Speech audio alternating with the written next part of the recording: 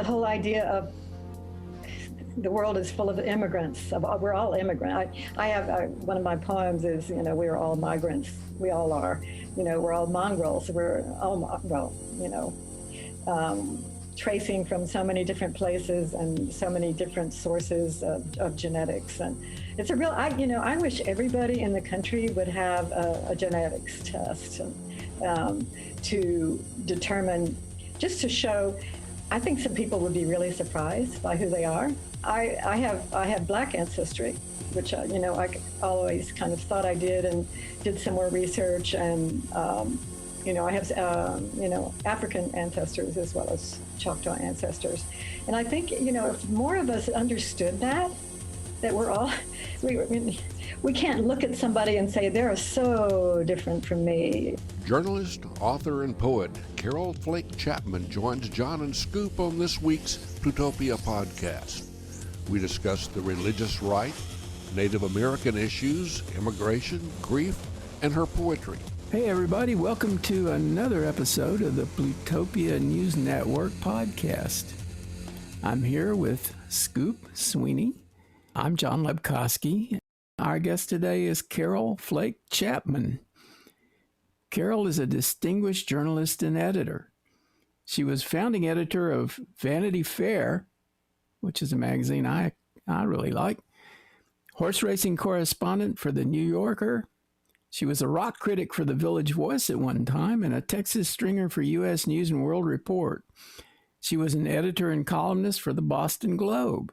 She's written for Harper's, The Washington Post, The New York Times, Vogue, Conde Nast Traveler, Connoisseur, The Nation, Texas Monthly, and The New Republic. So she has done a lot. She's covered subjects from religion, culture, and politics to travel and nature.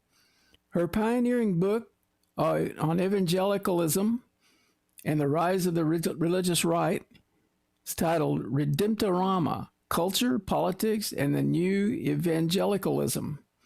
And it's become a classic since she wrote it. And her book about the city of New Orleans, called New Orleans Behind the Masks of America's Most Exotic City, has been cited by many as one of the best books ever written about that city.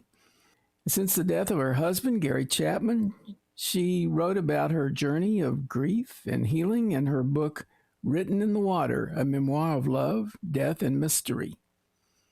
As her path of healing has progressed, she's returned to poetry, which was her first love. Lately, she's been writing poetry about the COVID-19 pandemic. Maybe We Will All Become Butterflies, Poems from the Pandemic, takes on our COVID-19 ordeal with dark humor, telling details, compassion, anger, and vision. So welcome, Carol. Since we're all kind of mired in the world of politics lately, the first thing I was going to ask you is, because you had written about it and know a lot about it, the ongoing political influence of the religious right. And specifically, people say religious right, but who does that mean? Who is in that group?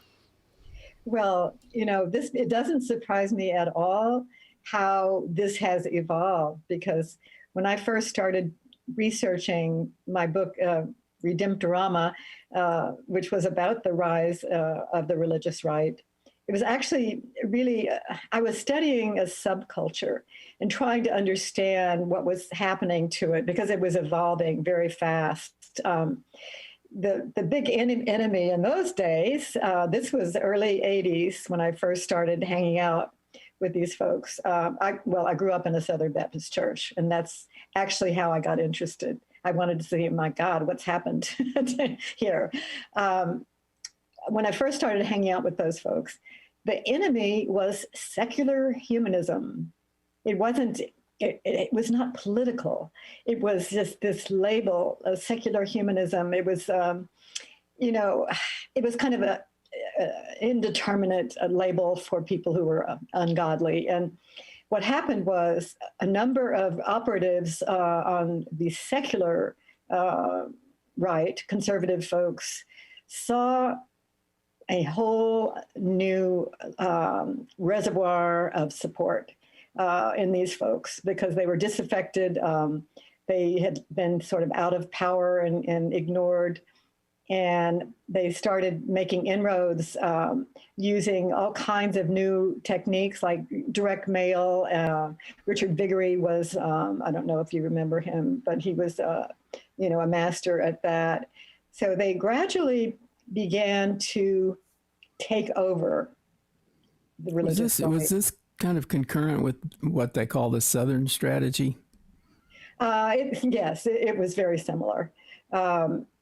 It was, but it was so bizarre for me to see that Jimmy Carter was labeled as, a heretic, and Ronald Reagan was suddenly, the hero, and, this divorced actor who had never been in a church in his life.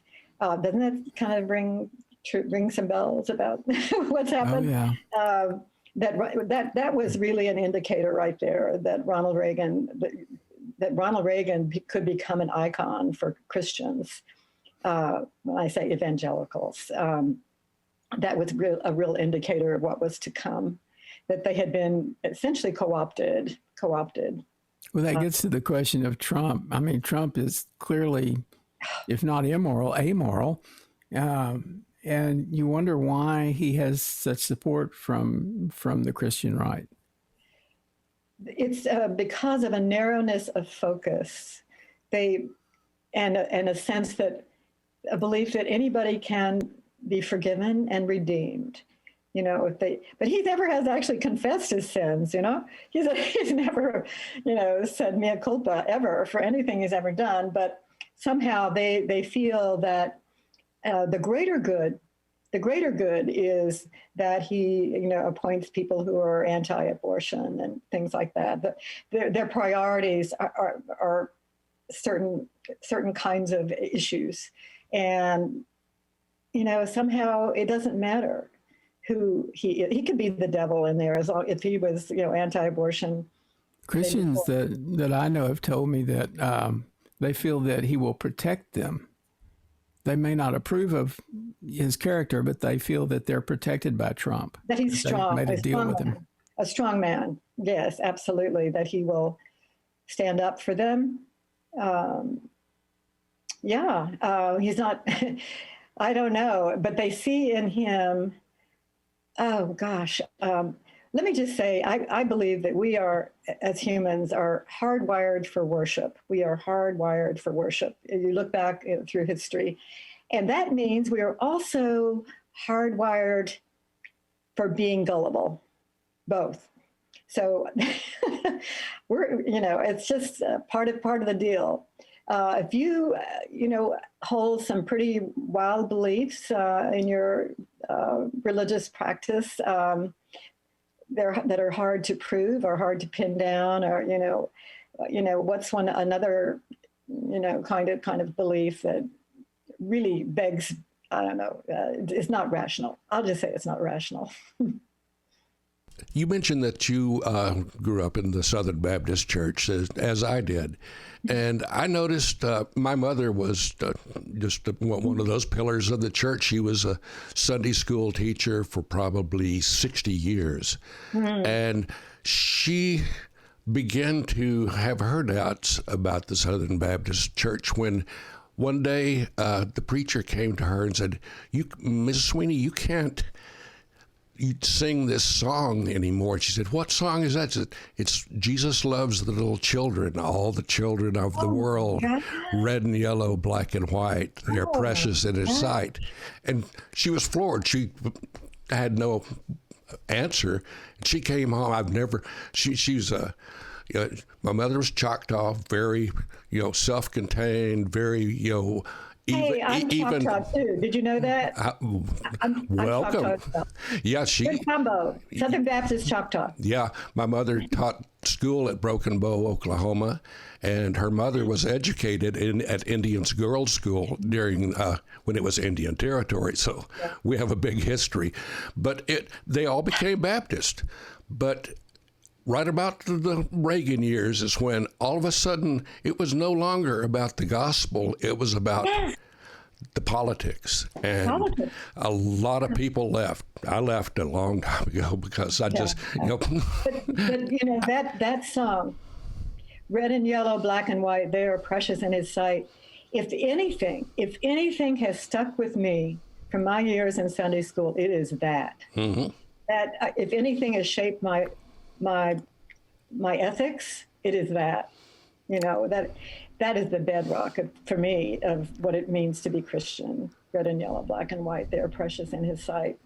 Yeah, that just stuck with me all the time that I was going to church. My mother was my Sunday school teacher for a few years, so she even made me sing. And I can't sing. I can't carry a tune in a bucket, and she knew it. But she was a musician. She was an artist, and she insisted that her son was not going to,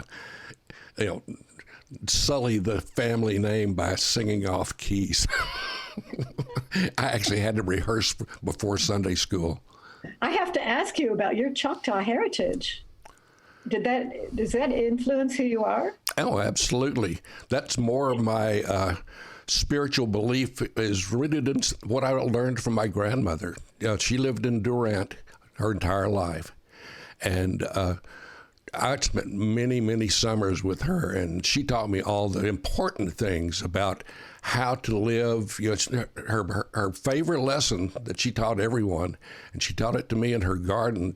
She showed me how to hold on to a handful of sand, and she said, pick up a handful of sand and hold on to it as long as you can. And I'm being a kid, I just grabbed it and squeezed it really hard, and it started coming out of my hand.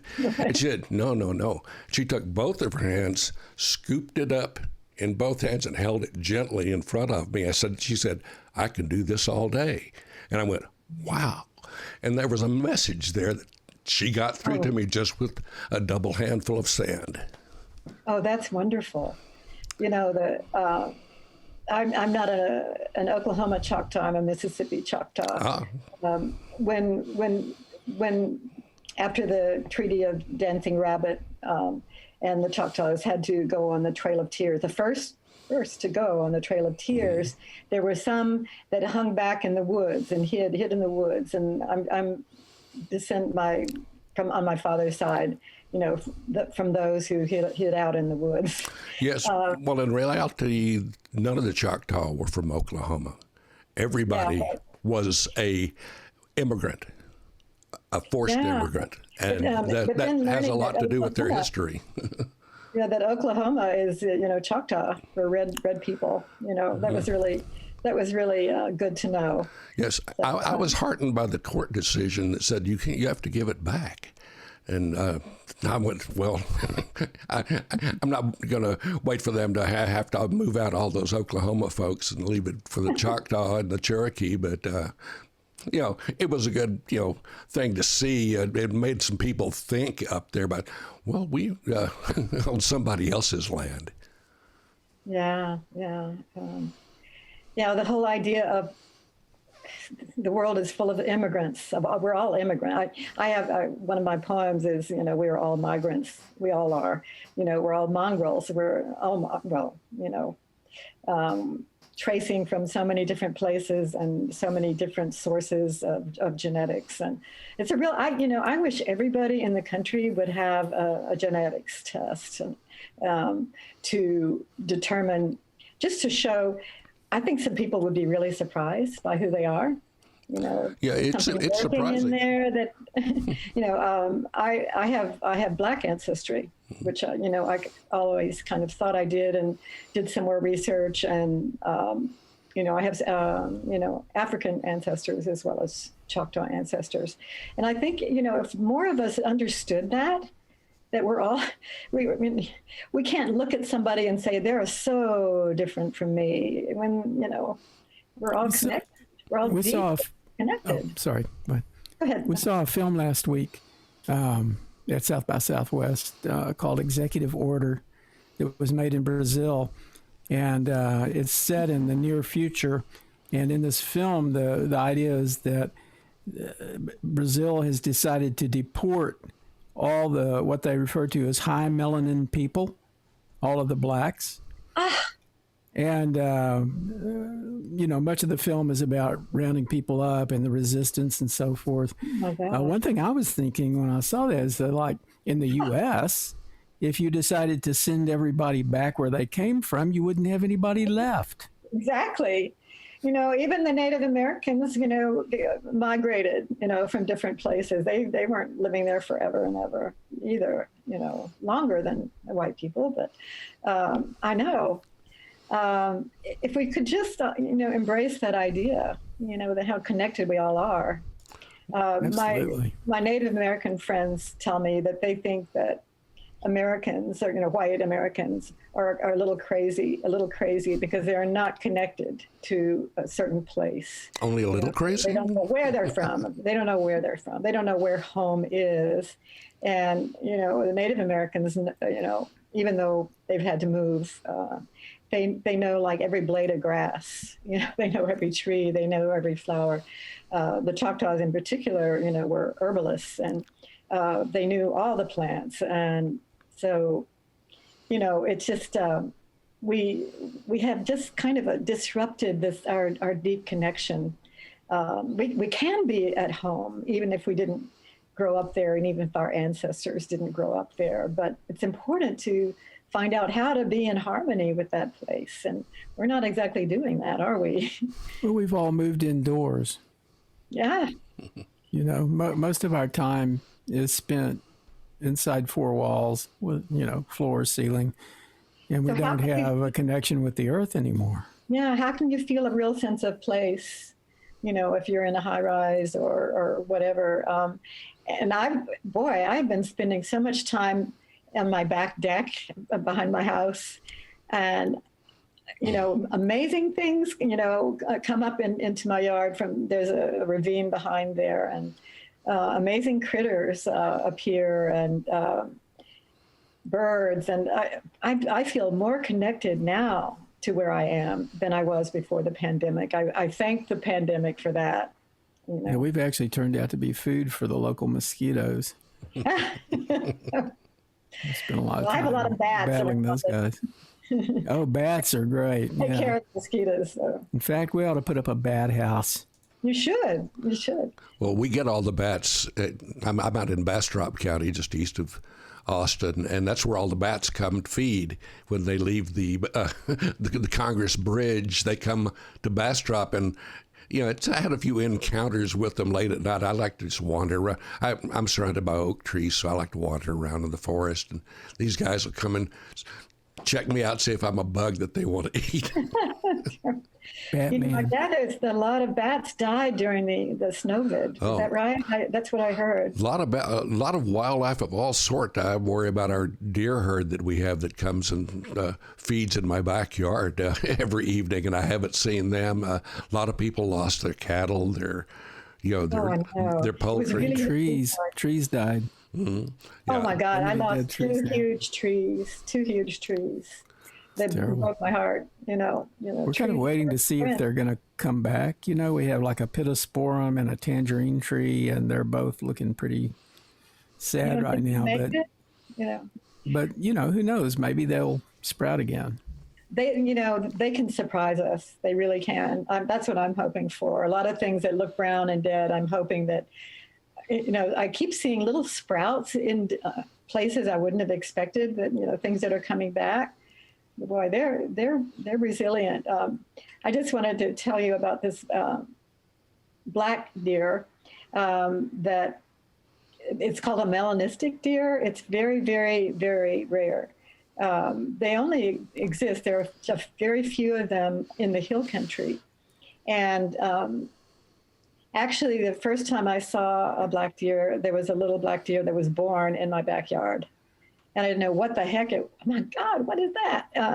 And so I discovered that it was a melanistic deer and more rare than an albino deer. I mean, you just never see them. And this little deer was born, I have to say, shortly before my husband died. So I thought, oh boy, it was a kind of a messenger. I thought, in the way you think about these things. And so a few months ago, I saw a black deer again. This is 10 years later. 10 years later, I saw another black deer, a little one. And I thought, well, I don't know about this. I hope that's not a bad omen. But in the middle of Snowvid, in the middle of when I was surrounded by ice and unable to even go out of my house without slipping and sliding, and this little black deer came to my front door and looked in at me. This little black deer, the odds of this are just so phenomenal. But she came to my front door and looked in at me, and surrounded by snow and ice, the little black deer. So amazing things can happen to you, if you're looking, if you're aware of the natural world. So this, Snowvid was quite an experience for all of us, I think. We've all had, I think, something remarkable. People tell me about some, just remarkable things that have happened to them during COVID.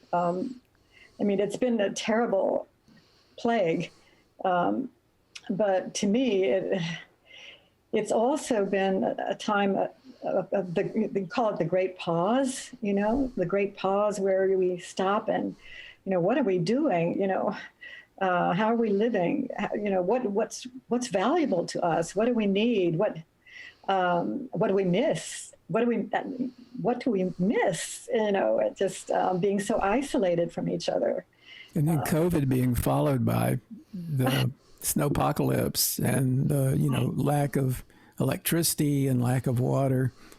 I don't know. We really didn't fully appreciate how pampered we are. Oh, absolutely. Until then. And what thin ice we're on, although it was thick ice during the snow, but like we are on thin ice. If our lives can be disrupted as much as they have been over the past year, we're on thin ice, and we're so vulnerable. Didn't it make you feel vulnerable? We realize how vulnerable we are. Absolutely. We take so much for granted. The whole experience was actually different for my family. My wife is disabled. She has MS and just had mastectomy, so she's still recovering. So, she's hadn't been out of the house in a long time. So we were used to being sequestered. But the experience with the snowpocalypse was actually charming for us because we're kind of preppers. We've been through so many things. We lived in the Bay Area for 40 years, and so we went through earthquakes and the Oakland Hill fires and all sorts of things. So we learned to stock up and be ready for anything. So we were okay, but just being cut off. There was no internet, there was no television, there was no phone. Our iPhones lost charge right away. So, it was just forced upon us to really just sit there and communicate, which we always do anyway. But it was interesting. But so many people that I know were just devastating. I mean, they didn't have a physical, impact, but the idea of just being locked away and not being able to, go to the Sonic and get a burger or whatever, just traumatize them. And absolutely. The mental illness, has been on the rise, I gather. That's what I've seen. But I have some friends that they finally got their vaccinations, but they can't bring themselves to go outside because I don't know, it just freaks them out, even to go to the grocery store. I think, our mental health has taken a hit. Well, I think mental illness has been on the rise in politics, and that's part of the story there, because people that we normally think of as our leaders are starting to behave strangely. So how do we account for that? What I'm seeing, it's like people are carrying around this reservoir inside them of hate. And anything can stir it up. The mask thing has been amazing to see, because I have a friend whose daughter, is vulnerable to illness, and she got in the elevator with someone who was not wearing a mask. And she said to this person, would you mind, wearing a mask? And this person dumped a cup of iced coffee over her.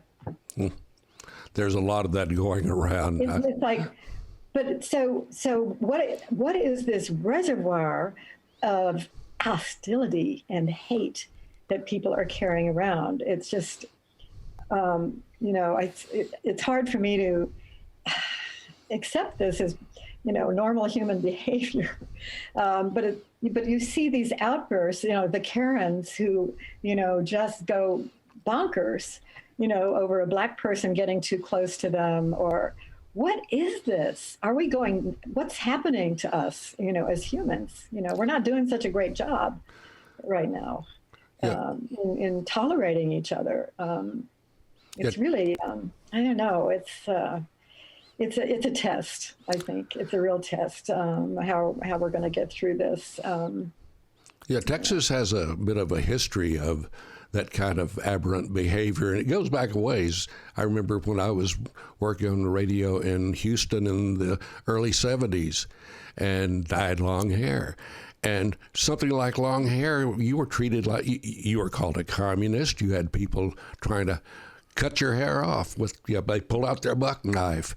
And that was crazy. And when I moved to the Bay Area, it was a relief because I'm suddenly in Berkeley and no one cared. So that's why I stuck around for 4 decades, but came back here just because.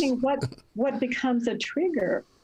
I remember when it was the long hair. I remember going home to my hometown, and I was wearing like a Hawaiian shirt. And people were like, what the heck is that? It's like doing anything different, but I really want to know what it is about the mask. I really think there's something going on. I wish I were, a psychologist to be able to figure this out. But specifically, well, I think I kind of understand how people feel about that. You feel like you're being constrained or constricted when you're wearing a mask. And, normally in a public health situation, if people were told to wear masks, they might feel that way, but they would understand that it was something that they really need to do. It hadn't been politicized, right? Had not but been. Having politicized it, I mean, that's really, and a lot of these things we're talking about is really about a certain faction has chosen to politicize things in order to take and hold power, and they've been less and less scrupulous about it. And I saw a weird thing yesterday where John Cornyn accused Joe Biden of being humane as a complaint. This was regarding, and he was saying that, Clinton was tough with the immigrants, and he quoted things that they had said, and Obama was tough with the immigrants, quoted something he'd said, but then he said, but Biden is going to be humane. And it's like, yeah. Oh, wow. So that's a new insult. That's a new label. Humane, from secular humanist to humane, being humane. Oh, my goodness. Well, it seems like we have better leadership now, but there's still so much craziness and confusion in the political sphere. And I guess one question for you is, in your opinion, do you think that we're going to get past this craze, that we'll get back on track as a democracy? I don't think we know yet. I think it's a real test. We haven't been tested like this yet. I mean, this is, the Civil War, yes, but this is, I don't know. It just feels like we're looking at each other as across the Great Divide. We're looking at each other across, and, who can cross the Great Divide? Who can reach across? I've tried to stay friends with, folks that from high school that, were Trump supporters. And I've tried really hard. I think it's so important to try to keep in touch, and not write people off, because these are good people. I truly believe these are good people. And I think they've been brainwashed and deluded. But that's here I am, that's an insult to them to say that. But I feel that as long as my personal test is if I can stay friends with people who are so different politically, if I can keep that connection, then we can do it. That's just my personal feeling, that I still, as long as I can see the goodness in these people and they can see goodness in me. I mean, I have, Trump supporters who like my poems, for gosh sakes, It's like, so I think, well, that's okay. We're all connected. We're all so deeply connected, and it's an illusion that we're separate. That's the illusion, that we're separate, that we're different. So I have hope. I have hope that we can get past it, but it's going to take everything we have. It's going to, there's so many crises are going to be coming at us. It's not going to relent. We went from COVID to Snowvid. Who knows? Locusts are next or whatever. It's always going to be something because of the way we live, what we've done to the earth. So it's always going to be a challenge it's got to be, but we just can't give up on each other. Yeah, I always hold out hope for, the politics to stabilize, but it's unlikely. Both political parties have a checkered past, and that's almost a Richard Nixon reference, but him and his dog checkers. But I covered the 1972 Texas Democratic Party convention in Houston. And that was kind of a watershed moment when the Old South wing of the Texas Democratic Party suddenly became Republicans. They hated McGovern. They wanted, they wanted George Wallace, but there were literally fights, physical fights on the floor of the convention between the people who were waving Confederate battle flags and people waving the Texas flag and people waving the American flag. And it's like, these people have lost their minds. And as soon as that convention was over, they had to swear to support the Democratic candidate, and they would all say, "Well, I'll sign the document, but I won't be voting for him." And that was the end of that stage of the Texas Democratic Party, and all the parties have gone through that. Just a few crazies or a few people who just want to hold on to the past, get in power, and they don't want to let loose. They really don't want to let loose. And if they can stomp on a few people in order to keep the power, that's fine. You have to find the enemy. As I said, from secular humanism, it became, now it's liberals. I've talked to, people in the religious right. And I can't tell you how they absolutely hate liberals. It's like the worst thing you could call somebody. And how has that happened? How has that happened? Anyway, these labels are just, they change, but they've got a new one. They're using the term woke now, which was a Black Lives Matter term and came from blacks, African Americans. And now it's become a pejorative, and I guess it's supposed to mean politically correct. And they've been talking about cancel culture. And I've been in some weird discussions about that. There's an obsession right now with Dr. Seuss because some of his books were removed from print.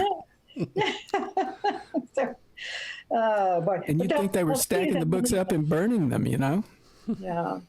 Well, what I saw with the religious right was that their strategy was to take whatever was in secular culture and make it Christianize it, and that's why I called my book Redemptorama. It's like, you create almost like a Christian playground or Christian movies, Christian music, everything could have a Christian label on it. You could take it from the trend from secular culture, but just slap a Christian label on it and sanitize it, so to speak. It reminds me of the Christian heavy metal bands. Well, yes, exactly. I mean, but you could do anything as long as you could put a Christian label on it. And, you had, Christian sex manuals and, for wives to entice their husbands by, coming to the front door in saran wrap or things like that, But, it was all in the family. It was all okay. Christian feminists, they weren't feminist, anyway, you could imagine anything that could be sanitized or just slap a label on it and it was okay. Anyway, nothing surprises me about what's happened to the religious right. After watching TV preachers, I spent so much time watching TV preachers that I think I lost several points of IQ. But Oral Roberts, just seeing the different techniques, hail, and it's just, and prayer handkerchiefs and selling this and selling, and it was all geared towards people who were stuck at home and older people stuck in front of the TV and selling stuff to people who couldn't afford it. And anyway, that's a pretty, for me, a pretty dark past, TV preachers. Well, they're still around, aren't they? Well, yeah. Yeah, the mega churches are really big in Texas. Upped their game. Let's say they've upped their game a bit. Gotten a bit more sophisticated. And I don't know. Yeah, a lot of the funding for the right has come from the megachurch pastors. After they've all bought their new jet planes and mansions, and they have a little left over to send to the Republican Party, and that seems to have been quite prevalent during this last, or during the 2016 election and this last election. Yeah. Well, the mega churches were, one of the things that I wrote about, and the phenomenon was birds of a feather, that people wanted to be among like-minded people and feel safe, and something that they could all agree on. And they were all white, pretty much, in the mega churches. So they became a force, lots and lots and lots of money flowed through there. And so they were just a great target for the secular political operatives to come in and get some of that influence and some of those votes, most of those votes. Anyway, it's very, very disheartening to me to see what's happened to evangelicalism, because I cherish the time I spent in my Baptist church. I cherish that time. And as we said, the red and yellow, black and white, they're precious in His sight. There was a lot of goodness and a lot of compassion in there. And that's all being wiped away, Jesus has been hijacked, I'll just say that. Jesus has been hijacked. Well, I like all the portraits of Jesus as a white blonde guy. Oh, with six-pack abs and big muscles. It's like, wait a minute. Yeah. It's pretty wild. I used to wonder if the Christians were fond of Trump because they figured he was the Antichrist, and that was part of the prophecy, and that we're at the end of days. The end of days. See, that was another thing, the rapture. Oh, the rapture. I actually have an ancestor who was believed in the rapture and convinced people to get on top of their roofs. And anyway, but the rapture and reading, into the scriptures, this kind of longing, why would you want to be spirited away? Why would you want to be spirited away and leave all the sinners back on earth to have fun? But I don't know. It just, the idea is you go to a better place, I guess. It's sort of like, Billy Graham. I recall reading one of his books one time when I was very young. And I hit a place where he was describing heaven, people sitting around singing hymns and that sort of thing. And I was thinking, I don't want to do that. No. So it's not for everybody, right? Not for everybody. Well, maybe maybe there's different levels of rapture, like there are different levels of hell, and Dante's hell, the Inferno, different levels of the rapture. Like you can have a hard rock rapture. Yeah, what was David Byrne's song lyric? Heaven is a place where nothing ever happens. Yeah. Well, as a Buddhist, I can embrace that emptiness. Let's shift gears here. There's been a lot of grieving around COVID and COVID death. So much illness and death, really. And you had a profound experience of grief when your husband, Gary Chapman, died, who was also my friend. What did you learn about grief, and how might that apply now in the COVID era? Well, I had the hardest lesson you could have in grief. It's like, what's the worst thing that could ever happen to you? Well, the worst thing that could ever happen to me did happen. And I fell apart. And my brain shifted. It was so strong. My brain shifted from a rational to emotional, completely became on the emotional side. There's a neurologist who wrote a book about what happened to her. She called it stroke of insight. When she had a stroke, and the symptoms that she described were exactly what I was going through. My brain really did shift. But how did it shift? I became like so open, so porous, like somebody could walk right through me. I was so open. And I became open to other people in a way that I had never been. I really was transformed by becoming more sensitive and open to other people in a way that I had not been.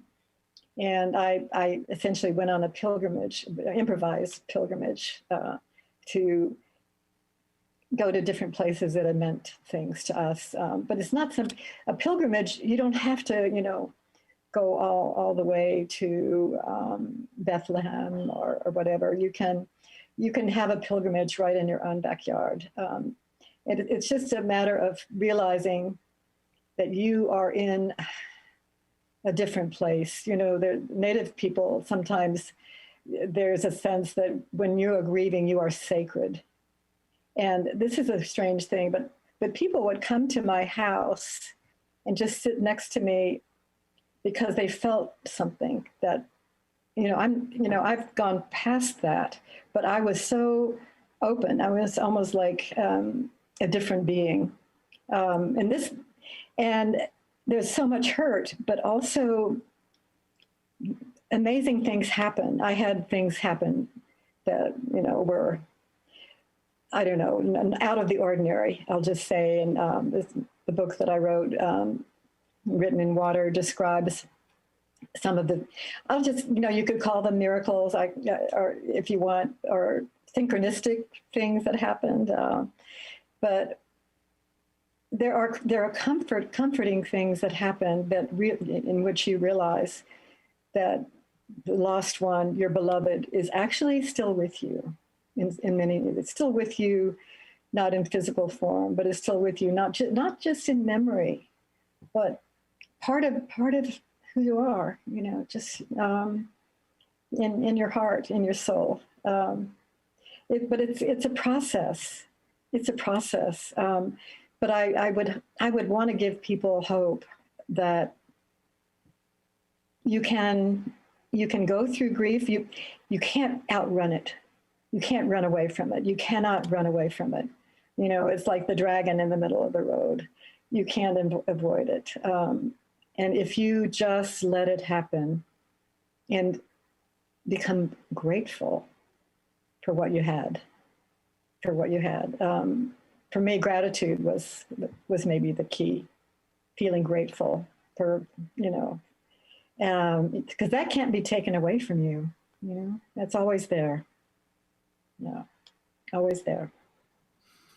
Is this when you decided to return to poetry? Mm-hmm. Was that part of that experience? Yes. When my brain shifted, I had at that time when Gary died, I had a website on investing for women, and it was all rational, and I couldn't do it anymore. I was on another side of my brain where I was moving towards intuition and emotion, and so, poetry is part of that, and I didn't start writing poetry right away, but what I did was I had a PhD in modern poetry, and I went back to some of the poets that I had loved, and I realized these words are helping me get through this. They're speaking in the language that understands grief and loss. So I became open to poetry, and it wasn't until a friend asked me to write a poem about she was doing a book of poems about a tree, about trees. And I thought, I haven't written a poem since I was 20 years old. But I sat down and I wrote a poem. I don't know, it just came through like, I've been waiting to do this all my life. That maybe this is what I was actually meant to do. That's how it felt. Yeah. So what is your creative experience like now? Kind of what's going on right now? I know that you have a book that you're about to publish. Is that right? Yes. Well, it's funny when COVID hit, do you know that I was still enough of a journalist after, 30 years as a journalist that I wanted to respond immediately, as a journalist would, but as a poet instead of a journalist.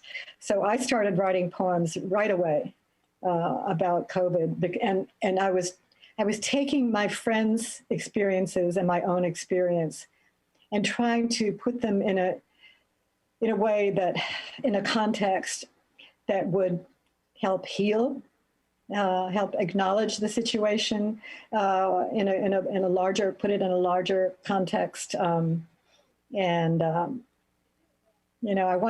I had a real urge to help people get through this, and I just felt in the poems people told me, this is helping.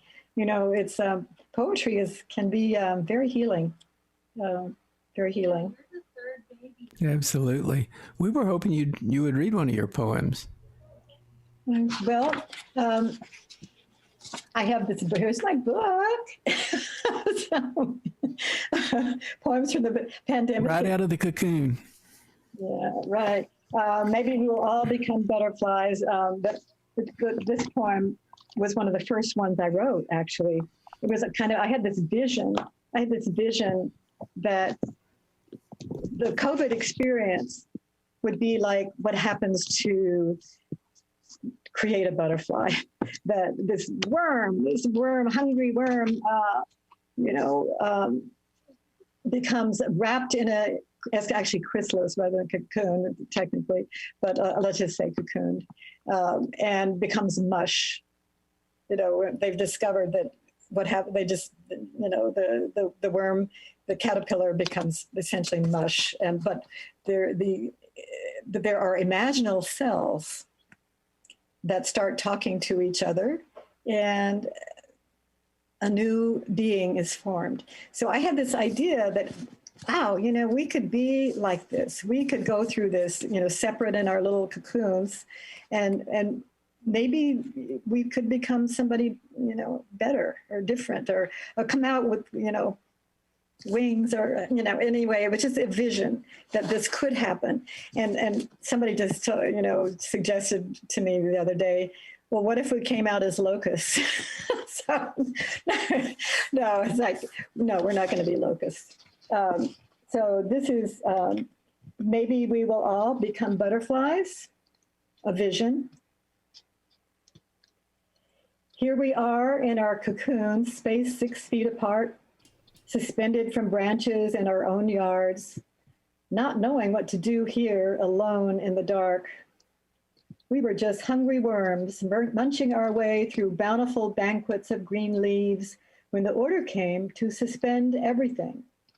We were fat and full of ourselves as we ceased our restless urge to eat everything in sight and went silent and quiet in this new fad diet.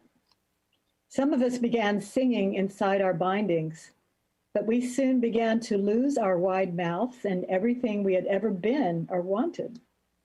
We were turning to mush before we knew it, but somewhere inside us were imaginal cells that held the deep secret of transformation. These separate, isolated cells began to talk to each other and to come together in a new way, creating a totally new being that grew wings. And lo and behold, we outgrew those bindings and we emerged whole into the light with the desire to fly and seek the sweetest nectar on this surging and seething earth that awaited us in this new guise that did not dig or trample or build, but floated free for a time from blossom to blossom. We had to lose ourselves before we gained this knowledge that all along we were awaiting the chance to grace the earth with our beauty. Well, that's a beautiful vision. Yeah. It's a hopeful vision. Yeah, I try to end all my poems with some hope, and not some tacked on thing, but to find the hope, to find where the light is. That's what that's what I'm trying to do. Anyway. That was just an excellent way to take us out of this interview. I mean, talk about, ending with a flourish. That was very nice. Yeah. So thank you, Carol. Thank you so much for joining us. It was really fun. Yeah, this was a blast. We'll have to have you back for more sessions because you have a lot to say, and I'm sure we can find a place for you to say it. Well, I've got this other book coming out in about 3 months, so we'll come back together then. that'd be great. Yeah. Okay, well, thank you very much. You can follow the Plutopia News Network at plutopia.io. On Facebook, go to @Plutopia News. On Twitter, it's @Plutopia. With John Lepkowski, I'm Scoop Sweeney. This is the Plutopia News Network, 20 minutes into the future.